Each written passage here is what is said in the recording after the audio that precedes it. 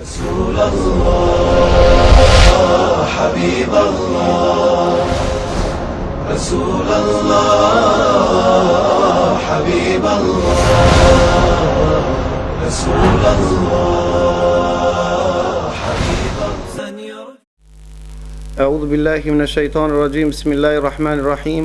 إن الحمد لله نحمده ونستعينه ونستهديه ونعوذ بالله من شرور أنفسنا ومن سيئات أعمالنا من يهده الله فلا مضل له ومن يضلل فلا هادي له وأشهد أن لا إله إلا الله وحده لا شريك له وأشهد أن محمدا عبده ورسوله.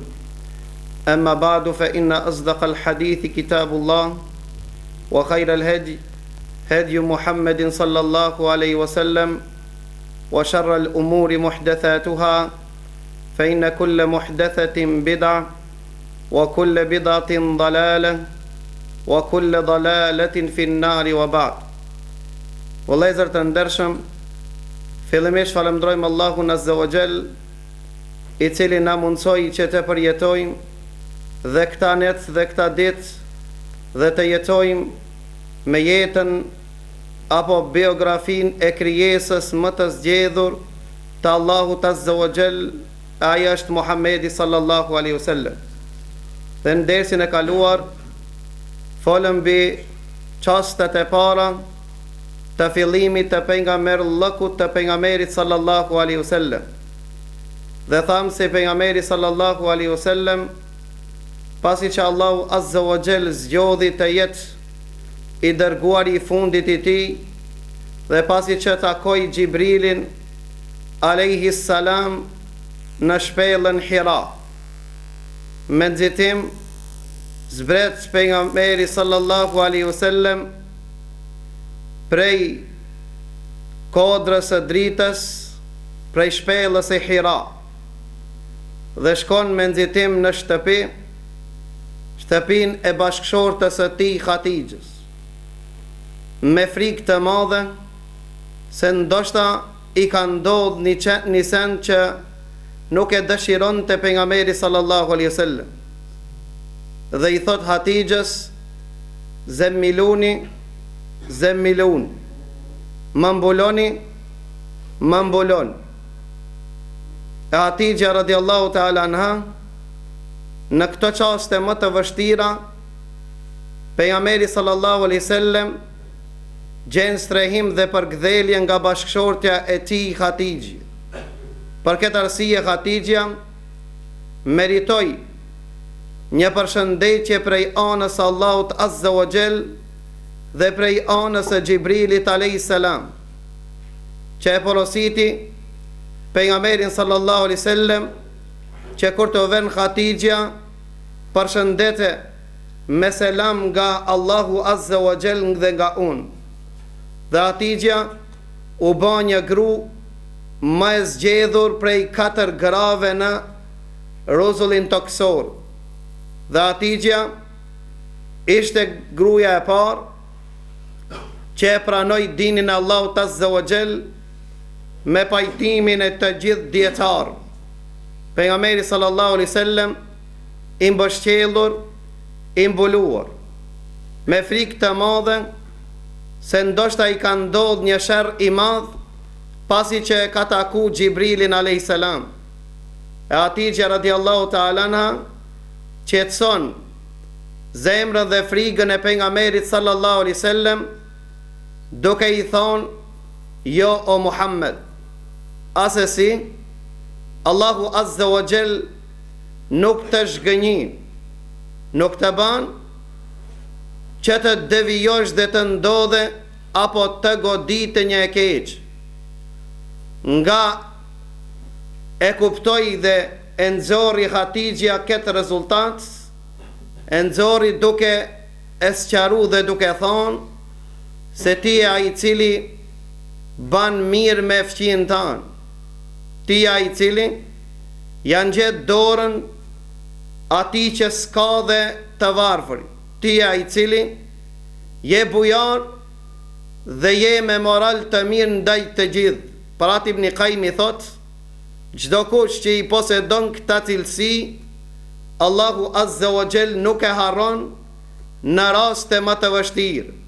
Mirë po për t'i poshu dhe për t'u qetësu, zemra pejgamberit sallallahu alaihi wasallam, Hatixha, e merr Muhammedin sallallahu alaihi wasallam dhe shkon te gjali axhës së saj, i quajtur Waraqat ibn Nawfal, njani prej atinve që brit baktisi idhujtarin, dhe njani prej atinve që dinte të lexonte apo e dinte të vratin dhe e shkronte në gjuhën arabe dhe në gjuhën ebrisht. Pasi që Muhamedi sallallahu alaihi wasallam sqaroi se çka i ka ndodhur, gjithashtu dhe Waraqat ibn Nawfal qetësoi zemrën e pejgamberit Allahu duke i thonë: "Jo Muhammed, asesi s'ta ka ndodhur një e keq, po ke është meleku që i ka ardhur më parë Musaj alayhis salam." Dhe tha Waraqat ibn Nawfal: "Ah, sikur të kisha qenë i ri, dhe ditën kur do të dëbon populli it pi Mekkës, do të kisha përkra dhe do të kisha ndihmu."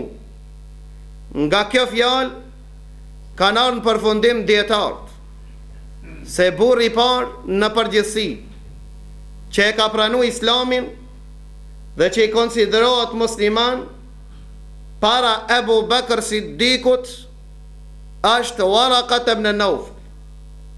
Asun që i stot Ibn Kathir. Megjithatë, pasi që Waraqat ibn Nawfal vdiq pas disa ditëve, kështu që historia shënon se burri i parë apo moshkulli i parë që e pranoi Islamin prej meshkujve prej burrave është Ebu Bekr Siddiq radiallahu anhu.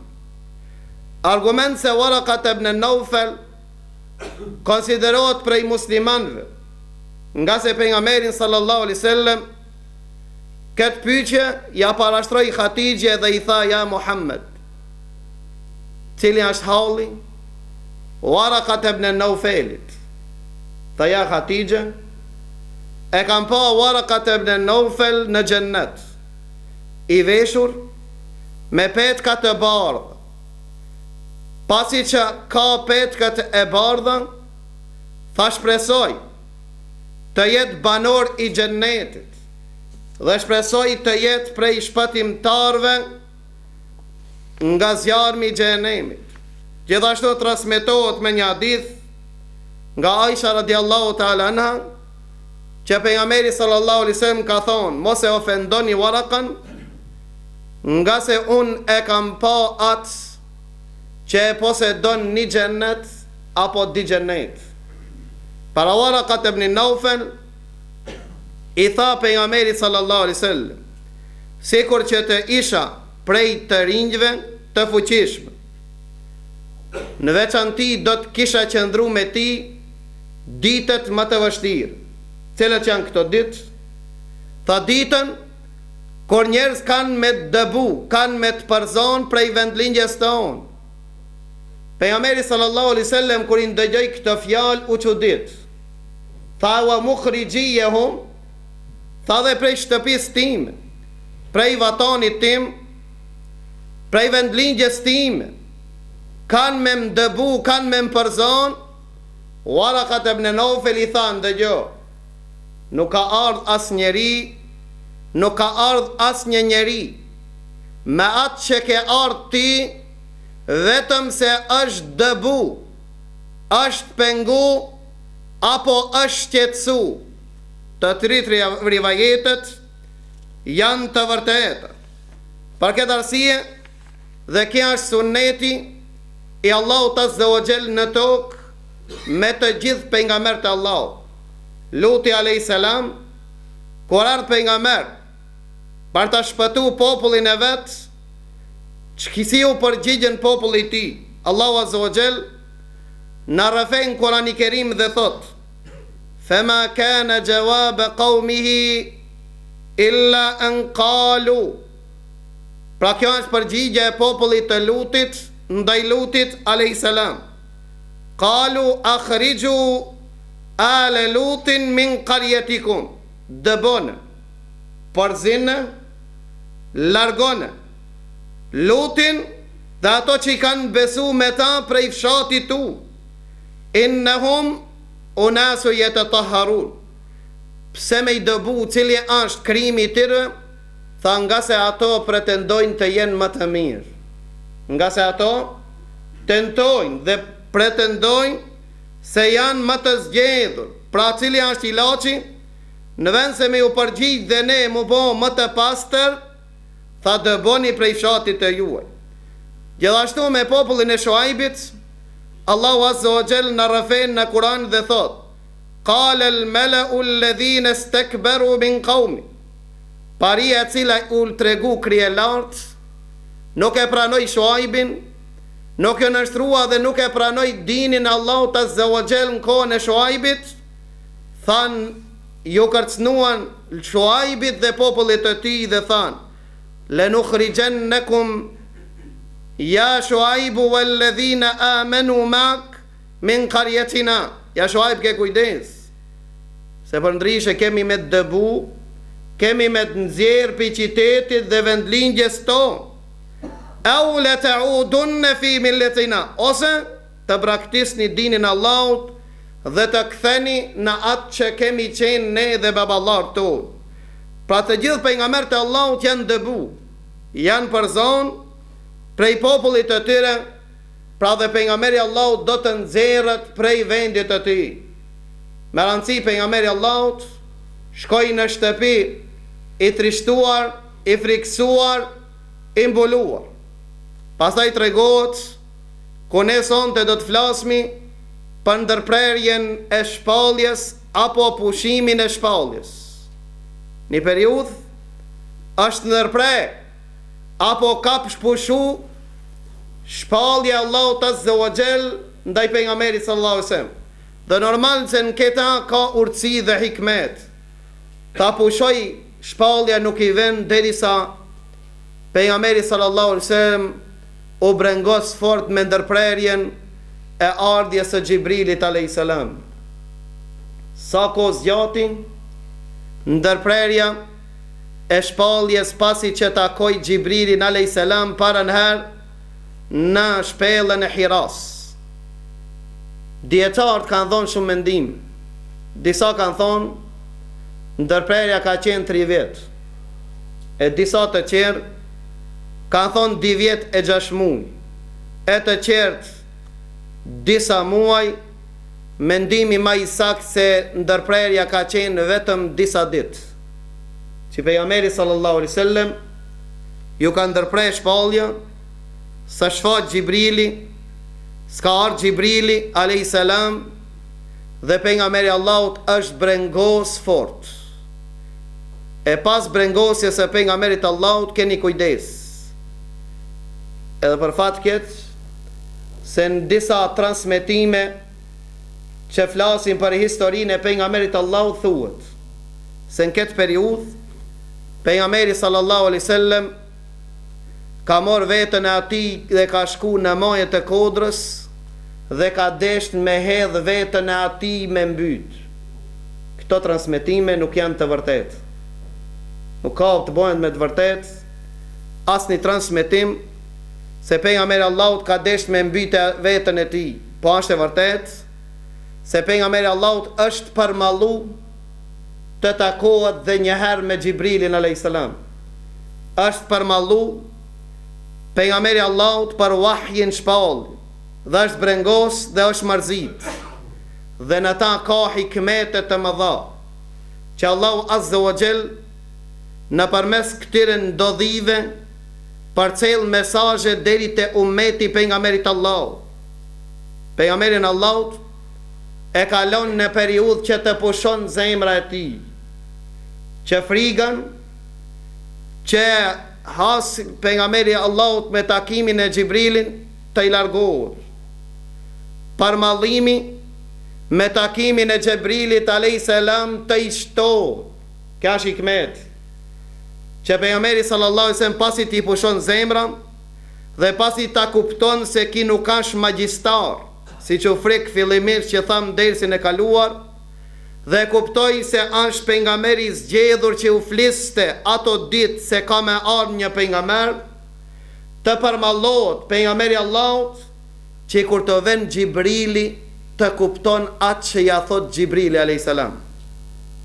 Gjithashtu të kupton dhe ummeti që nëse thërret diken në davet në dinin Allahut, është mirë që njëherë t'i flisht e pastaj talisht të mendon, të kujtohet dhe të pushon. Jo çdo takim që e ban me ta, kapës për një çështje dhe ata don për një ditë ai të bëhat Ebu Bekër. S'ka mundësi në këtë mënyrë, nga se Allahu Azza wa Jall në këtë mënyrë edukoi dhe mësoi pejgamberin sallallahu alaihi wasallam, dhe gjithashtu ato që dojnë të mësojnë dinin e Allahut duan të përmallohen. Ka është dhe hikmeti, ka periudha që xhallarët ndërpritën prej derseve, smuhen, udhtojnë, pengohen, ndalohen, që ummeti të përmallohet për takimin e tyre, nga se nëse janë përditshëm, normal se kimetin dhe vlerën nuk ja din. Nuk e din vlerën e shëndetit vetëm i smuarit, dhe nuk e din vlerën e diturisë dhe hoxhës vetëm ai që s'ka hoxh. Pra të Allahu ka premtu dhe ka thonë, nëse lën shekertum, nëse jeni mirënjohës do t'ju shtoj, nëse përbuzni ja marr, si që ka morën me kasve pejgamberin sallallahu alaihi wasallam, dhe medinasit e kanë shfrytzu më shumë se me kasit, edhe pse pejgamberi Allahut ka lind në Mekë. Këto janë mësime që Allahu Azza wa Jall nëpërmes biografisë jetës së pejgamberit Allahut edukon ummetin e pejgamberit Allahut. Ndërpritet vahji, ndërpritet shpallë, derisa thot pejgamberi sallallahu alaihi wasallam, një ditë prej ditëve dola të heshetitem në Mekë, përderisa ish në te rruga e quajtur e gjjad. Thanë dëgjova një zon që më tha, o Muhammed, tha hedha vështrimin gjath, nuk pash asgjë, hedha dhe në shmajt, nuk pash asgjën. Prap kër dëgjova hedha vështrimin larg, tha e pas Xhibrilin alayhis salam, në formën që Allahu e ka kriju, i ullur me një karrik që qëndron të në ajër, i madh prej në tokë në qiell. Tha kur e posh Xhibrilin alayhis salam, tha rasht në tokë. Dhe kja rast i parë, si që thot, si që transmeton Tirmidhiu nga Aisha, rast i parë që pejgamberi Allahut e ka pa Xhibrilin në formën që Allahu e ka kriju. Ditën herë e ka pash kur ka hip pejgamberi Allahut në qiell në Sidratul Muntaha. Pra pejgamberi sallallahu alaihi wasallam Xhibrilin alayhis salam nuk e ka pa në formën si Allahu e ka kriju Xhibrilin alayhis salam vetëm dy herë. Në paranar, pasi që është ndërprejt shpallja, e pastaj rishtas ka fillu të vazhdon shpallja dhe mo nuk është ndërprej deri në vdekjen e pejgamberit sallallahu alaihi wasallam. Kjo është rasti i parë dhe ngjarja e parë që e shef pejgamberi Allahut Xhibrilin në atë formë që Allahu Azza wa Jall e ka kriju. Cilat janë ajetët? E para, që në këtë rast ja pru Xhibril alayhis salam pejgamberit sallallahu alaihi wasallam, është një transmetim që thuhet se ajetët të cilët që ja pru Xhibrili pas ndërprerjes së vahjis është kaptina e duha, wa duha wa lejli idha saja. Edhe pse ki transmetim është mursel i dop, pra nuk është i vërtet, nga se kaptina duha ka zbrit me një rast tjetër. Mirë po transmetuesi që ka transmetu në këtë rast ju kanë përzi ngjarjet, si që thot Ibn Hajar Asqalan, ajetet e parë pas ndërprerjes së vahjit që zbresin janë 5 ajetet e para të kaptinës El Muddathir, që do të më thot i mbështjellur. Allahu Azza wa Jall ja ka zbrit këto ajete që e ka thonë ja ejuhal Muddathir, o ti mbështjellt. Çka ja Rab? Qum fa anzir, ngritu dhe thirr dhe qorto. Banja me dije të gjithëve që e kanë lënë rrugën e Allahut, çka ka mi gjet ato? Ngritu, s'ka vend me flet dhe mbushtjell me nejt. Ngritu, parcel e emanetin e Allahut si t'ka porosit Allahu. Pejgamberi Allahut ngrit prej asaj dite, pejgamberi Allahut trupi atij s'ka pushu. Para ata e pyetën Aishën radiallahu ta'ala anha dhe i than: ja Aishë, a është fal pejgamberi Allahut ulur? A është fal pejgamberi sallallahu alaihi wasallam ulur? Tha po. A është fal pejgamberi Allahut ulur kur e plakën njerëzit? Pra pejgamberi Allahut u plak duke e përcjell mesazhin e Allahut Azza wa Jall. Tha o ti mbështjell, o ti badjavxhi, o ti kafexhi, o ti dhe o ti, s'ka vend. Pa atë që e kupton dinin Allahut dhe e kupton vlerën e thirrjes në rrugën e Allahut. Qum fa anzir, ngritu dhe tërheqja vërejqen atyre që janë përreth teje, nga se ka një takim me Allahun Azza wa Jall, yawma yaqumu an-nas li rabbil alamin. Njerëz kanë mungrit për Allahut Azza wa Jall, ngritu tërheqja vërejqen. Wa rabbaka fakabbir. Dhe çka mi mësu këta përreth? Me mësu që Allahun të vetëmin me madhru. Nëse ke pengesa në rrugën, nëse a rruga e vështirë, kujtoje se ma i madhi është Zoti yt. Hec pran këtë rrugë, wa thiyabaka fatahhir, dhe petkun tan pastroj. Ka thonë dietar, petkun e ka për qëllim zemrën, shpirti.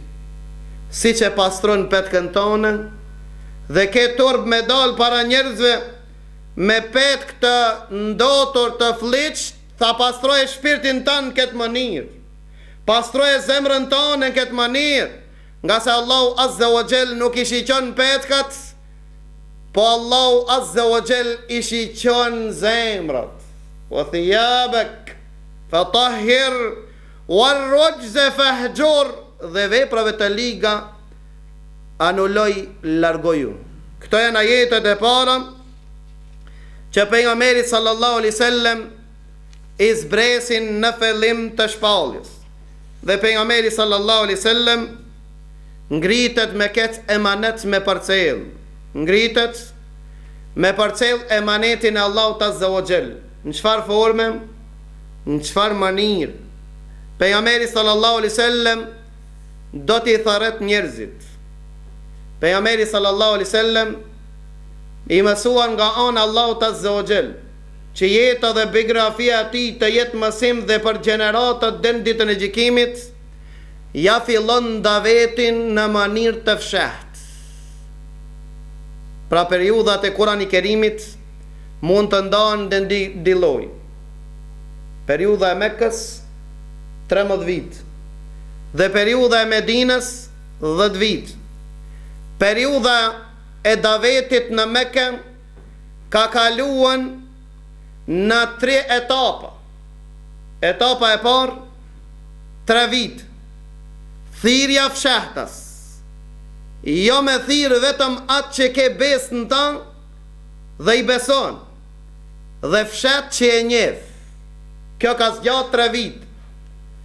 Pastaj pëson periudha e ditë, etapa e ditë, prej fillim të vitit të 4 të thirrjes deri në vitin e 10, është përqendru daveti vetëm qytetin e Mekës. Pra nuk është zgjeru në gadishullin arabik. Sahabët janë përqendru në davet në qytetin e tyre. Dhe kjo ka zgjatë afërsisht 6 vit. në fund të vitit të 10 të Davetit. Pastaj është zgjeru Daveti dhe ka kalu jashtë Mekës, në Medinë, në Taif dhe në vende tjera. Këto janë periudhat e Mekës, janë me rëndësi thirrsat dhe ummeti që t'i kupton. Jo befas, nuk kanë ardhur këto etapa dhe këto periudha befas. Po pejgamberi Allahu Azza wa Jall, pejgamberin Allahu dhe jetën e tij e ka bërë shembull për njerëzimin, shembull për thirrsat dhe metodën e thirrjes së tyre. A nuk ish më rrugës që pejgamberi Allahu të del në Mekë, ku mbledhshin të gjithë mushrikët dhe t'i fton dinin Allahut Azza wa Jall? A nuk ish me logjikën tonë? Pse më ju frik? Kujt më ju frik? Pasi që Allahu Azza wa Jall ta ka njoftu me të vërtetën. Mirë po pejgamberi Allahut i mëson thirrsë, i mëson musliman të dopt në çdo zaman dhe në çdo kohë. Nëse ju imponohet atyre, thirrja të jetë me zama të ulur, ma e përqendruar në disa njerëz, atëherë let përqendrohen në ato etapa siç pejgamberi Allahut ka thirrë. Pse kur jemi këtu, Ebu Bekr el-Jazairi thot, kjo ka qenë Mekë kur është lanë të shqiptohet shahadeti haptas, kur është pengu namazi haptas.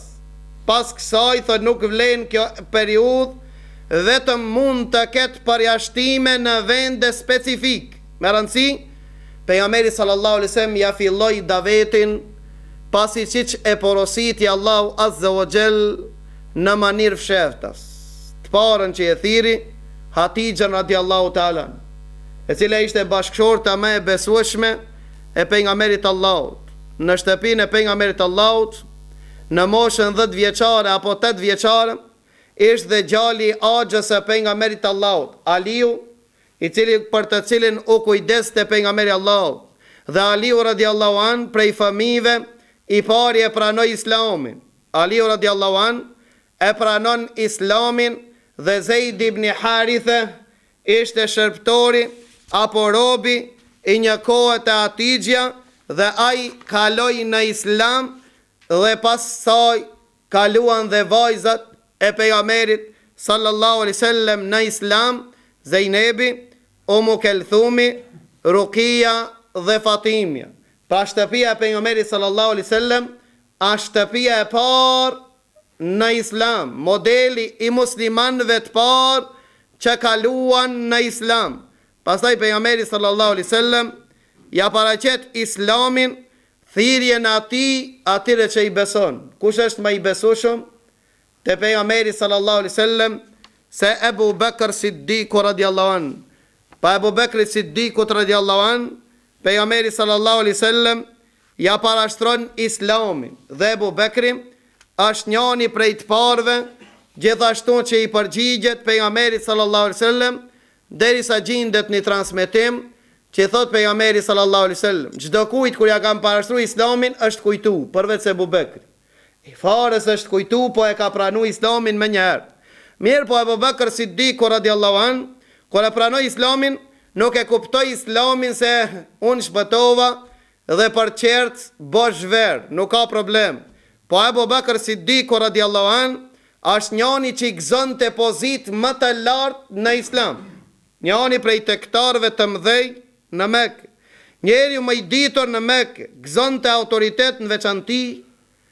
Abu Bekr Siddiku radiallahu an ishte njeri më i butë dhe më i sjellshëm.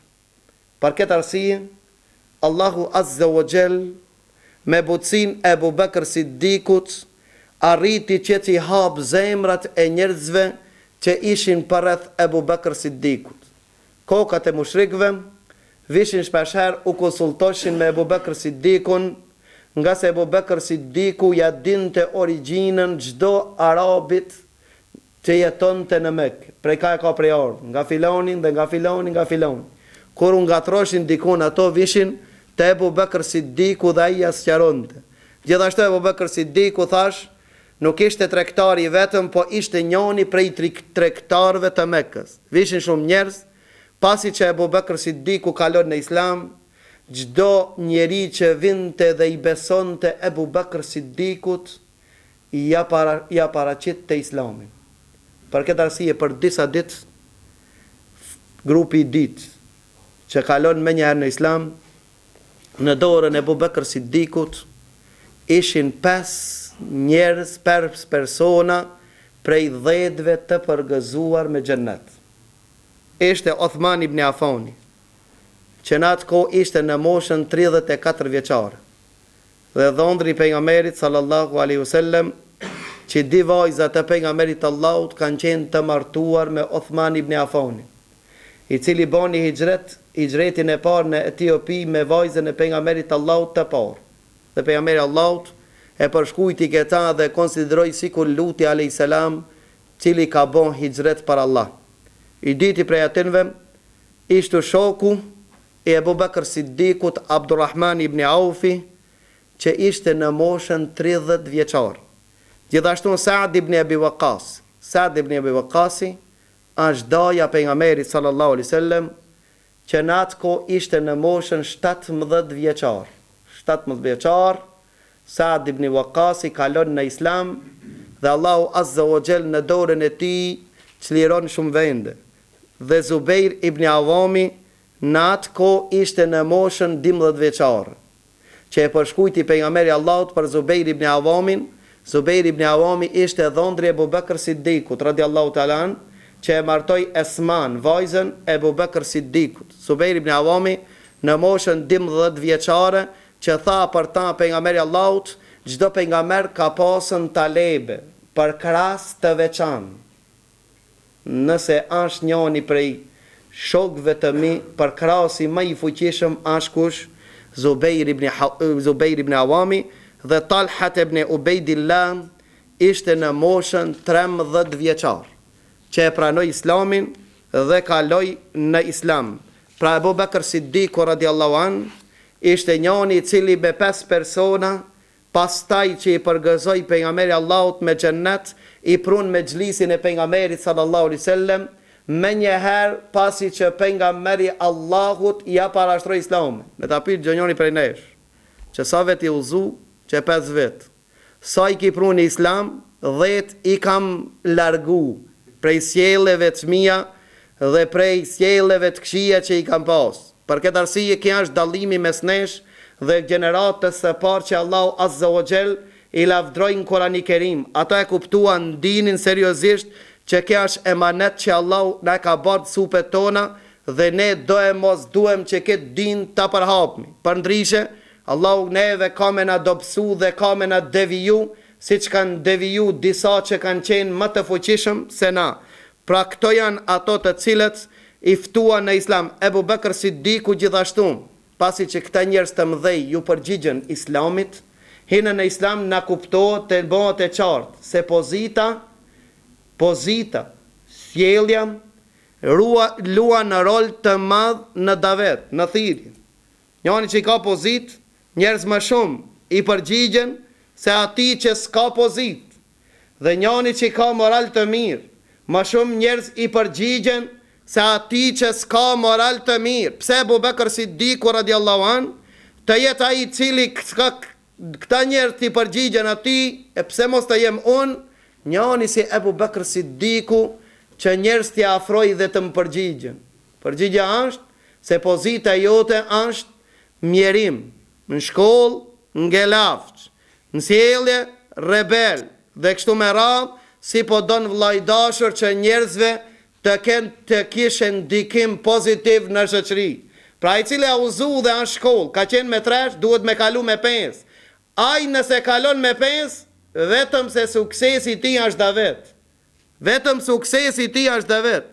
Ai cili ka një pozit në shoqëri, e ka një detyrë në shoqëri, duhet të jetë më e menaxhi, duhet të jetë më i drejtë se të gjithë. Duhet të jetë më me moral të mirë se të gjithë, nëse don që njerëz t'i përgjigjen atij. Gjithashtu e pranoi Islamin dhe Abu Ubaid ibn Jarrah dhe kështu me radhë. Me rëndësi, që vlen të ceket këtu. Shumë historian, kur flasin për këtë periudhë, thojnë se Islamin këtë periudhë e kanë pranu vetëm të dobtit, fukarat, njerëz të mjerë. Dhe numri i këtyre ka arrit afërsisht 40. Nisen të cilët historianët të cilët i kanë përcjell transmetimet kanë ardhur në përfundim se nuk kanë të vërtetë. Kanë qenë njerëz të njerë që ju kanë përgjigj pejgamberit Allahut vetëm 13. Kurse të qertë kanë pas pozita të larta në Islam. Pse po thojmë këtë? Nga se orientalistët nëpërmes kësaj ndojnë të depërtojnë dhe të thojnë se Muhamedi sallallahu alaihi wasallam kur ka me fe, ja kanë pranuar njerëz që cilët s'kan pas punë, s'kan pas kur një farë pozite, janë përpiqur nëpërmes Islamit me pas një pozitë. Nuk është vërtet. Khatijja ka qenë gruaja më e lartë në Mekë.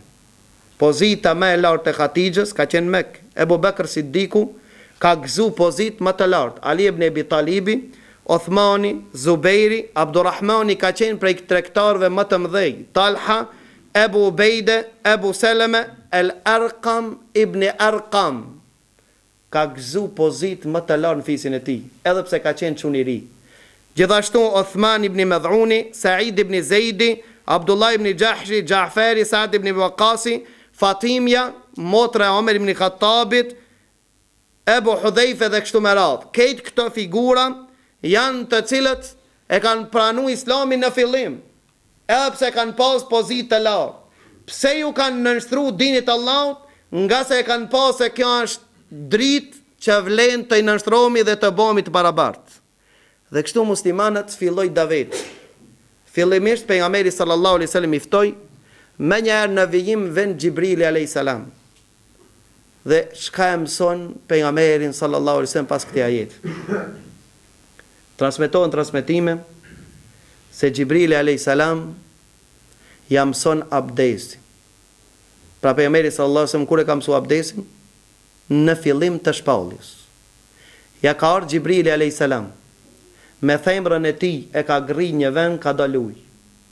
Ka mor abdes dhe i ka thonë, o Muhammed, shiqom, si po marr abdes dhe ti merr. Pejgamberi sallallahu alaihi wasallam ka mor abdes në çat formë siç ka mor Xhibrili alayhis salam. Dhe në fillimisht është bën farë sipas disa dietarëve, namazi ka di rekat, din sabah dhe din akşam. Dhe Xhibrili alayhis salam ja mëson pejgamberit Allahut si të falet. Di rekat në mëngjes para lindjes së dillit dhe di rekat para perëndimit të dillit. Dhe pejgamberi sallallahu alaihi wasallam në atë formë është fal dhe ka vajt në shtëpi. Ka mor avdes, Hatijja e ka shiqu pejgamberin Allahut si a fal dhe ajo a fal. Ali ibn Abi Talib gjithashtu e ka shiqu pejgamberin Allahut si ka mor avdes dhe ai ka mor avdes dhe janë val. Derisa transmetohet me një transmetim se muslimanët normal pasi që davetin e zhvillojshin fshehas dhe namazin e bajshin fshehtës. Tha e ka pa Ebu Talibi, pejgamberin sallallahu alaihi wasallam një ditë prej ditëve, që ka dal me një lugin të një kodrës fshehtas dhe mas ati ka shku Ali ibn Abi Talib dhe ja ka nis mu fal. Kur e ka pa Ebu Talibi, e ka urrejt këtë vepër që beban. Mirë po pejgamberi Allahut i ka tregu, ka thonë Allahu ja shtoft bindjen dhe vazhdueshmërinë. Dhe ka hesht, e ka fsheh. Pra këtë mënyrë kanë fal, edhe pse dietarët ndryshojnë mendimi. Se fillim namazja ka qenë farz apo ka qenë nafile. A në pajtim këtë dietarët kanë rase fillimisht kanë bën namaz.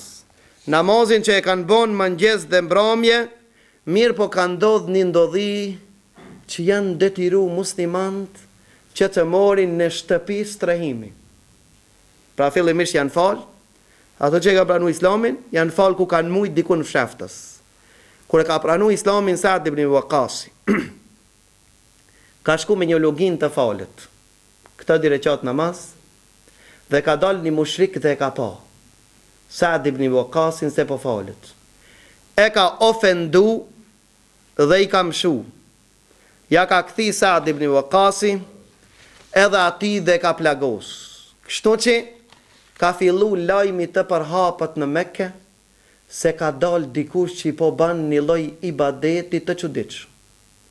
Atëherë janë detiru që të strehohen dhe të fshehen muslimant e asaj kohe me një vend. Vallë cilën shtëpi do ta bojnë vend strehimi, cila do t'jetë shtëpia që do të ketë nafak, që fillimisht daveti të fillon prej shtëpisë.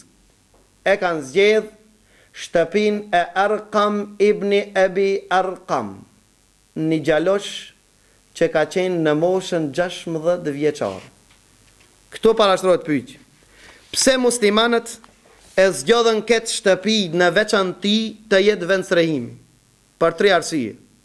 Pse nuk u bën shtëpia pejgamberit Allahut e Hatixhës vendi lulëzimit të davetit, që wahji në shtëpinë e parë që është lexuar nda, namazi i parë është bën në shtëpinë e saj.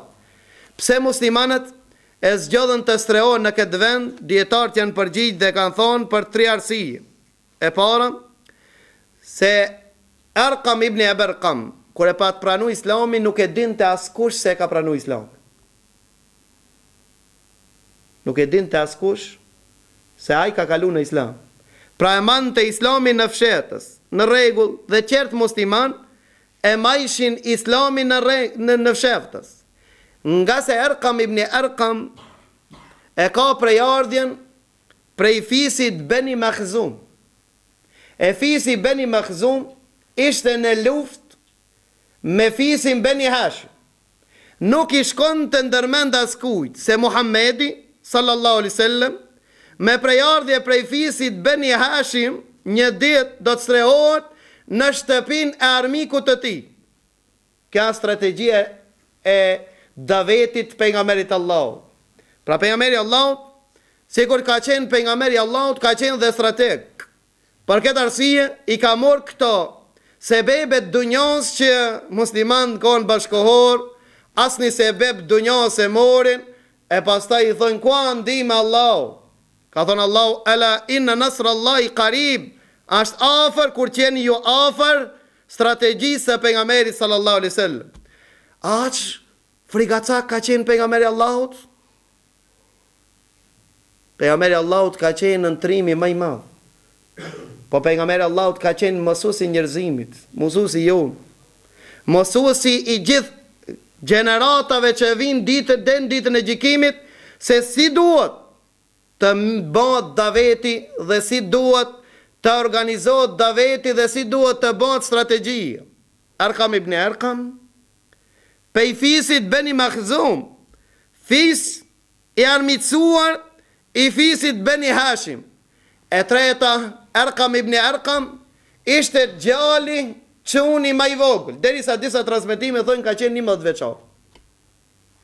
11 vjeçar, merr këtë guxim të madh ta strehon pejgamberin Allahut dhe t'i strehon muslimanët të cilët ishin të dopt në atë kohë, në Mekë në shtëpinë e tij. Këtë guxim e ka pas Arqam ibn Arqam, që sot pas 1400 vjetëve ne të përmenjmi në këtë mexhlis Arqam ibn Arqam, që se vapët ati ke dhe këtë umeti dhe daveti të shkojnë dhe në ditën e gjykimit. Pra ti lumë atyre të cilët e përkrajnë dhe ndihmojnë Islamin ditët e parë, atyre guximtarëve të cilët e ndihmojnë dinin Allahut azza wa jall ditët e parë. Arqam ibn Arqam pra strehohen muslimant në këtë vend dhe falen në këtë vend dhe vazhdon wahyi të zbriten në këtë vend dhe muslimant edukohen te pejgamberi sallallahu alaihi wasallam në këtë vend. Pra Arqam ibn Arqam, shtëpia e parë që e mësuan dinin e Allahut azza wa jall në këtë vend,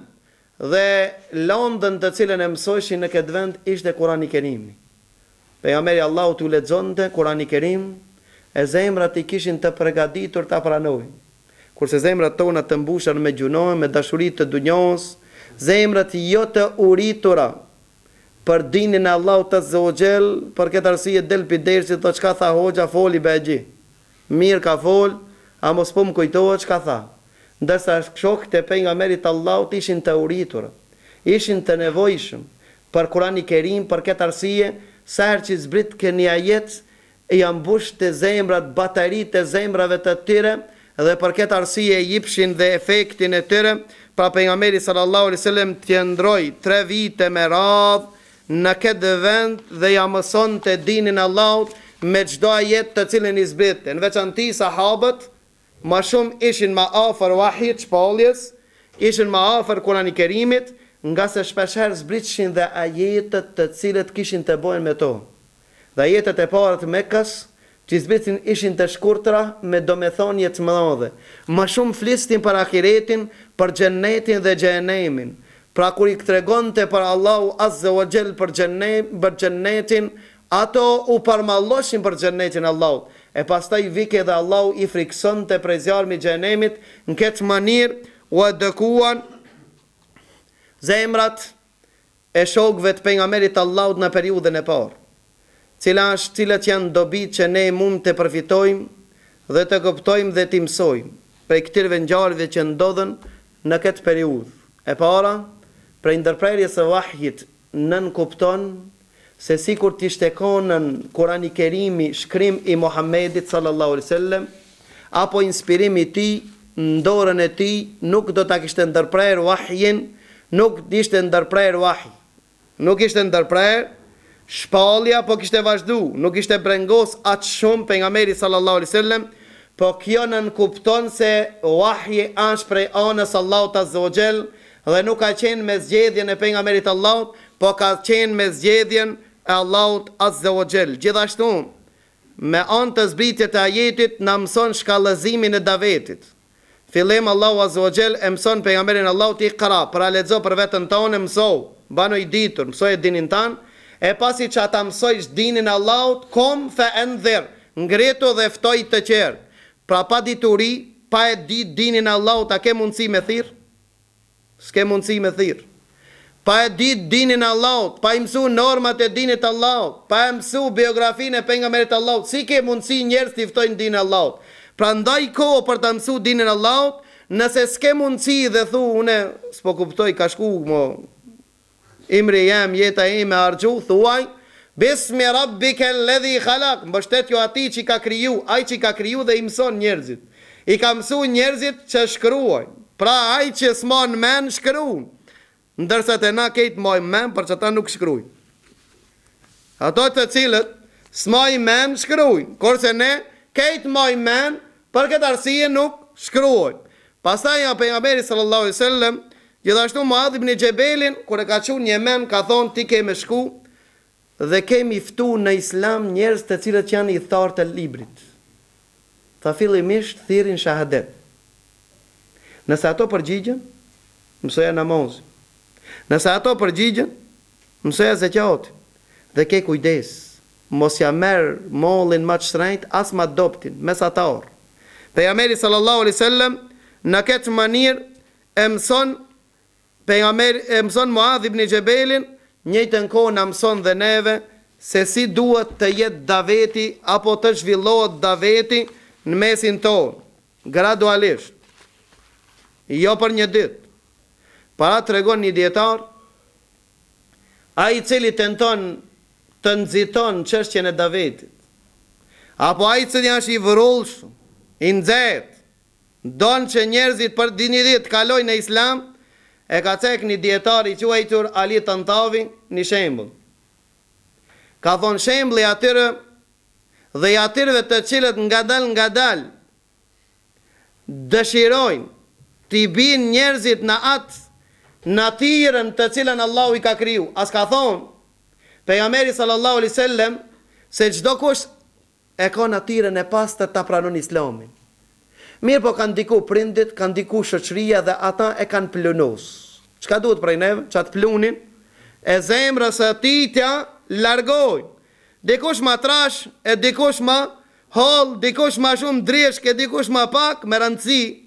Ai cili ngadal, si që ka mësu pejgamberi Allahu, do t'ja arrin qëllim. Ka thënë shembulli i tij që nxiton dhe atij që nuk nxiton, as sikur shembulli një populli që e kanë kallë një zarm të madh.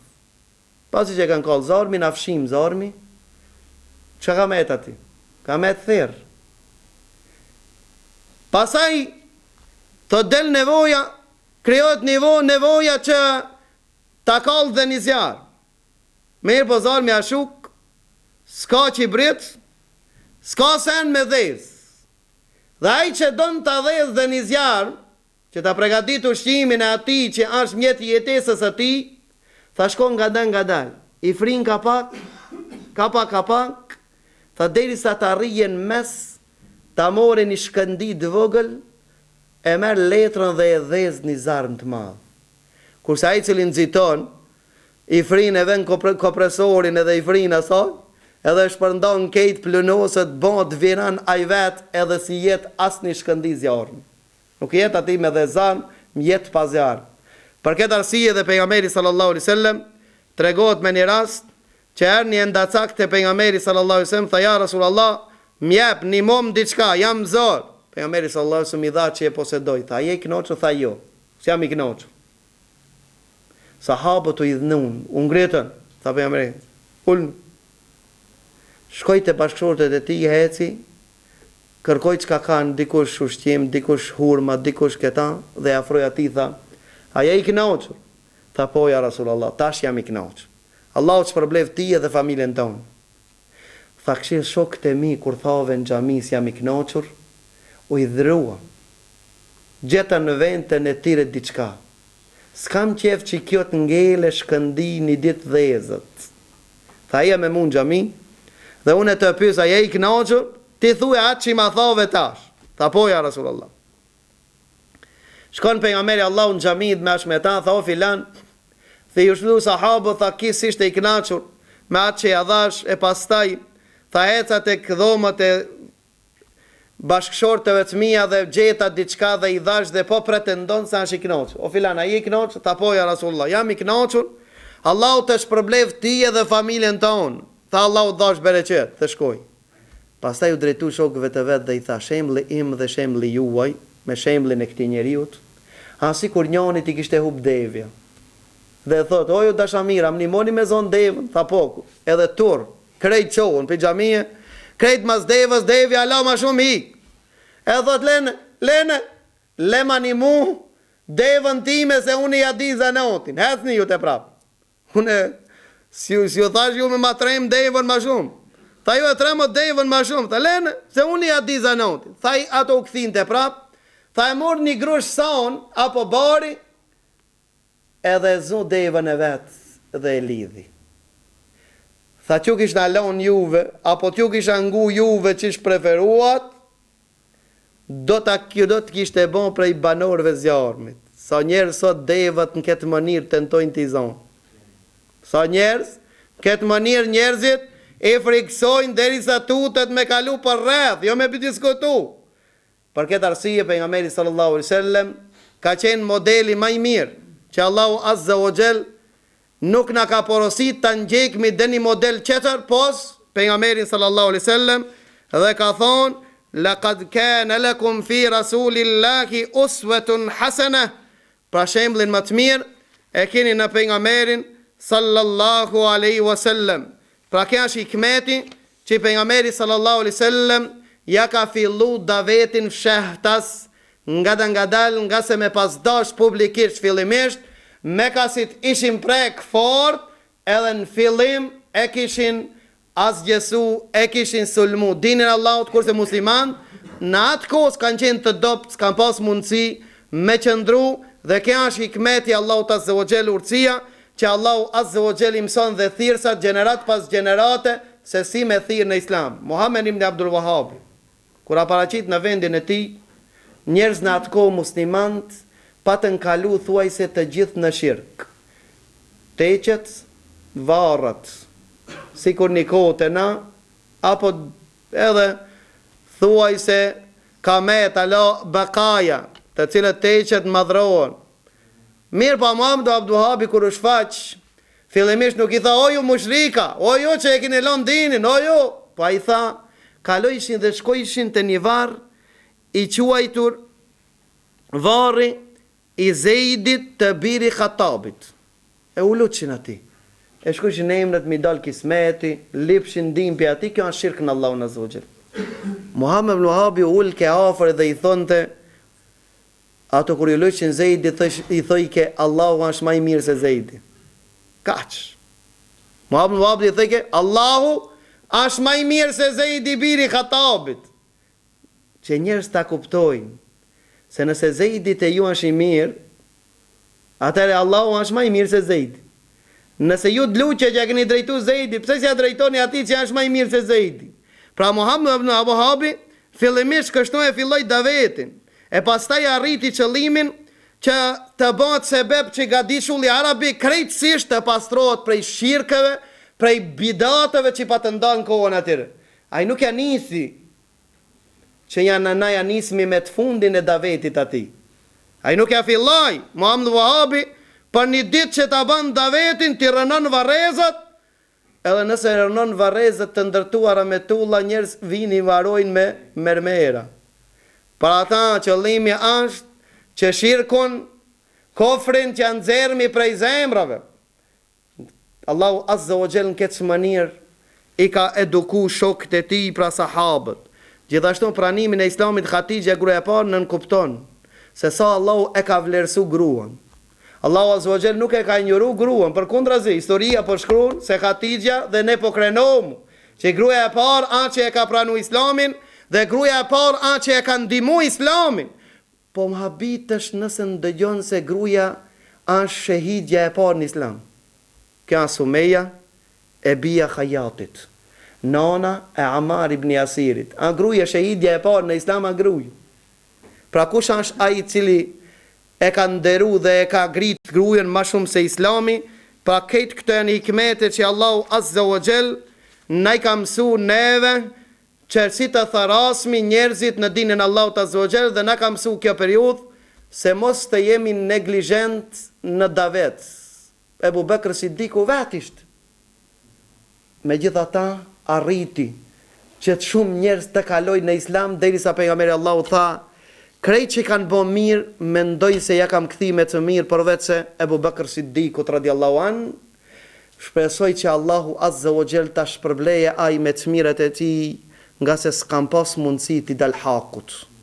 Në kohën kur francezët e pushtuan Algjirin, e ftoi ai generali, një hoxh në asaj kohe, që e mëson të dinin Allahut, tha, apo hesht, apo ta msheli xhamin, po të nalin davet. Tha, ti se nuk nal. Tha, s'ke fuqi ti me mnal? Tha, si s'kam fuqi? Tha, se unë e shkoj në darsëm, gazmorëve jam mësoj dinin. Shkojnë në pame, ato që prisin ngushëllime, i jam mësoj dinin. Tha, unë ku të këvëthoj me dikan, ule me ata bashk, jam mësoj dinin.